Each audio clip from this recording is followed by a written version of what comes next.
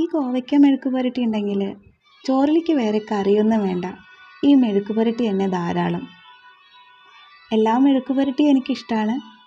പക്ഷേ കോവയ്ക്കയോട് എന്തോ ഒരിത്തിരി പ്രിയം കൂടുതലാണ്. നമുക്ക് കോവയ്ക്ക വട്ടത്തിലോ നീളത്തിലോ അരിഞ്ഞെടുക്കാം. ഇവിടെ വട്ടത്തിലാണ് അരിഞ്ഞെടുക്കുന്നത്. ഇനി അതിലേക്ക് വേണ്ട വെളുത്തുള്ളി, പച്ചമുളക്, സവാള, ചെറിയുള്ളി ആയാലും കുഴപ്പമില്ല കേട്ടോ. ചെറിയുള്ളി ആണെങ്കിൽ ടേസ്റ്റ് ഒന്നുകൂടെ കൂടും. അതുകൂടെ അരിഞ്ഞെടുക്കുക. വെളിച്ചെണ്ണ ചൂടായി വരുമ്പോൾ കടുക് പൊട്ടിച്ച് നമ്മൾ അരിഞ്ഞു വെച്ചിട്ടുള്ള ഉള്ളി, ചെറിയുള്ളി, പച്ചമുളക്, വെളുത്തുള്ളി, കുറച്ച് വേപ്പിലയും കൂടിയിട്ട് ഇട്ടൊന്ന് വഴറ്റിയെടുക്കുക. അതിലേക്ക് മുളക് പൊടി, മഞ്ഞൾപ്പൊടി, ഉപ്പും കൂടി ഒന്ന് ചെറുതായി വഴറ്റിയെടുത്തിട്ട് നമ്മൾ അരിഞ്ഞു വെച്ച കോവയ്ക്ക് അതിലേക്കിട്ട് ഒന്നുകൂടി ഇളക്കിയെടുക്കുക.